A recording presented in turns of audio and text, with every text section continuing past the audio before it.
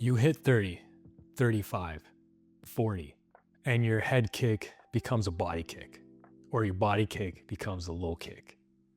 You feel stiff, you wake up stiff, and you spend about 20, 30 minutes just stretching before class starts or before your training starts. My name is Kelson. This is where I have a lot of experience with in my last 5 years mixed martial arts experience. So I would say kickboxing, Muay Thai, but specifically in the last 3 years where I really took the time to learn more about flexibility, strength flexibility, and apply it to mixed martial arts, specifically to leg kicks. And in the last year, I made a 25-degree hip flexion improvement that I could use without doing any sort of serious warm-ups. There's also a mixed martial arts or just the normal adage of aging. You're getting older, that's why you're not able to kick that high, or you're getting weak and you're losing flexibility. And this is a myth. And this is what I see from people in forums and as well as other programs showing where they were able to do it before or they're not able to do it. They started mixed martial arts as an adult at 25, 30, 35, 40 plus, and you're seeing this stuff affect them, thinking it's an aging issue. There's nothing you can do about it. And that's false.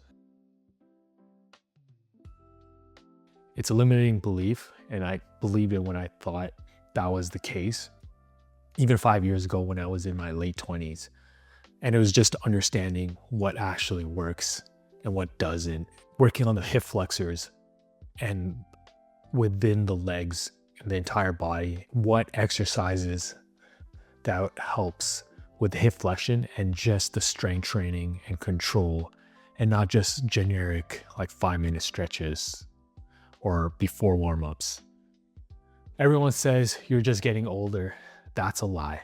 Your hips aren't failing because of your age. They are failing because in the last decade, you have failed to train them properly and took on bad habits and not working on what actually matters most in order to get the most out of the hip flexors exercise. So the difference is a 50-year-old who has the flexibility, able to do head kicks, no problem, cold, limited warm-ups right away, compared to a 30-year-old who's not even able to touch his toes, not even able to get a proper body kick cold unless of extensive warm-ups, and having struggles, even struggles to get to a shoulder height leg kick. Age is a factor, but it's not the factor. And I agree with this. The real issue is reinforcing bad patterns throughout the decade, and specifically bad movement patterns. Forcing stretches, sitting at a desk for 8 hours straight without counteracting it. Never training active control ranges, never training the base like RDLs as an exercise, and then basically not just the hip flexors, but your hamstrings, your glutes, and hip flexors. So everything there, your calves, ankles, everything all at an equal amount of time, but throughout the week, not just one exercise. Your nervous system remembers it. This is one of the concepts I didn't really understand until a year ago, where there was a lot more to it and how your nervous system works. And you have more flexibility, but if you haven't done the work, the end range control, then your body, your brain, you're just gonna say no.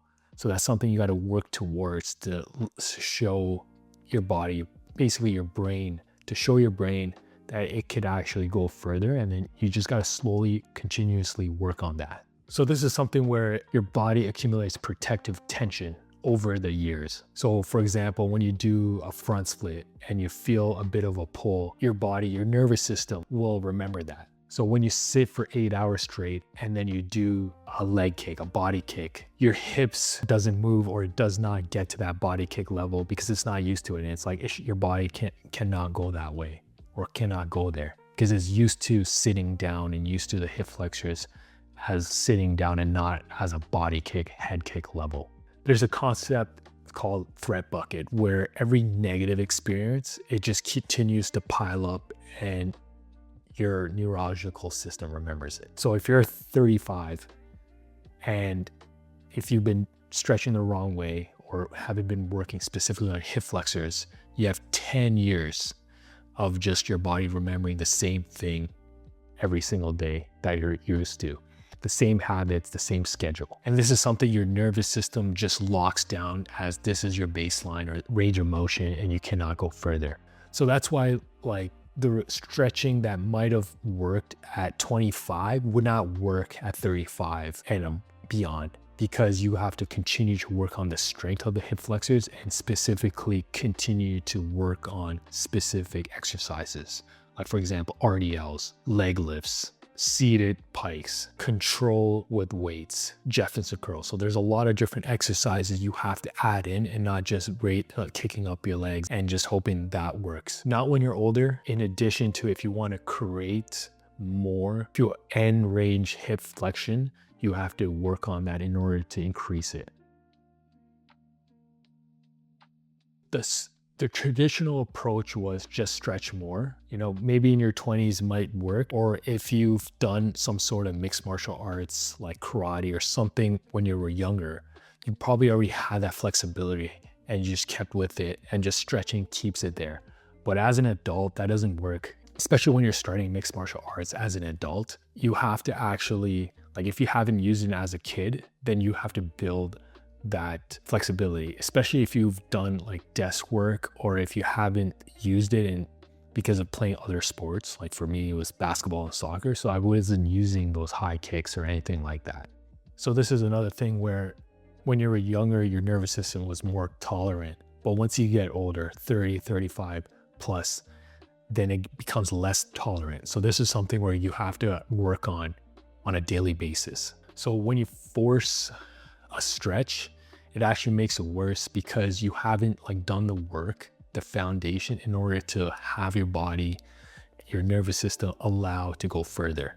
So in my experience, like I was just staying the same as flexibility, if not regressing a bit like every year, because I wasn't actually going to the solution and specifically working on the specific muscles that would help increase my hip flexion. 5 years ago when I started kickboxing as an adult, I was still plateauing for a good 3 years. Last year was my 4th year where I was actually specifically working on hip flexors, and just working on the entire side just to get some continuous body kicks, shoulder kicks, and then working towards that head kick level. You cannot stretch away a decade of protective tension. So you have to re-educate your nervous system on a daily basis. It trusts that you can hit those ranges again and again. There is a mind shift between passive stretching and active mobility, where control and end range.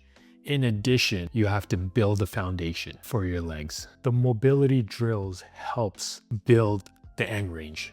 So you have to demonstrate to your nervous system that you have the strength, that you are strong to go to that end range of motion. So it stops protecting you and gives you that end range, because it gives you more trust, and you've like shown with the work done with your nervous system, just continue working on leg control lifts throughout the week, that eventually like you will see more and more millimeter by inches just slowly working towards getting more and more range without the nervous system stopping you. So slow control movements, so isometric holds. So one of the favorite ones I do is standing, knees bent, and then I stretch out, extend the legs out slowly to 10-second holds. And once I'm done, I bring the knee back to my chest and again do another control hold. Very like super difficult. I've done it throughout last year. This is where my coach Erdy, was like, this is the one that's helping you a lot. And I was just continuing doing that, and it helped a lot for me. It's absolutely like painful, and you just slowly see the process. And it's just, you know, you don't really see it until like, for me personally, month 6, I could see more of a significant difference. Now from this year to like 3 months after, so like January 2026, and then checking in April 2026, I see a difference, and it's just like it slowly shows up, it compounds. But that's one of the really good exercises that help me, no one talks about, as well as a lot of other basic exercises that all works together in order to get that head kick and keeps it there. So you just continue to work on it. For my personal results, the first 4 weeks, I was just being consistent, seeing it, getting used to it, and less tightness because I was doing like daily mobility, stretching every day. In addition, working on the strength side of things about 3 times a week, just specific exercises to build the entire hip flexor strength, just from hamstrings, glutes, ankles, hip flexors, adductors, like a lot of different types of parts of your body in order to get that strength. In month 3, you see it, you see the foundation, and then month 6, you really see a lot more of the progress compared to month 1. And then it's really in that month 9 onwards, especially in a year where you see the entire like transformation and you're like, okay, you could keep this, and then you continue to work on it, build from there. Getting older doesn't mean you have to give up on your kicks. You have to train smarter. And this is where that was one of the things I wish I knew, but now I do. And this is something I'm just documenting and realizing, yeah, this is something ongoing, continuous type of exercise you always have to do on a daily basis throughout every week, month.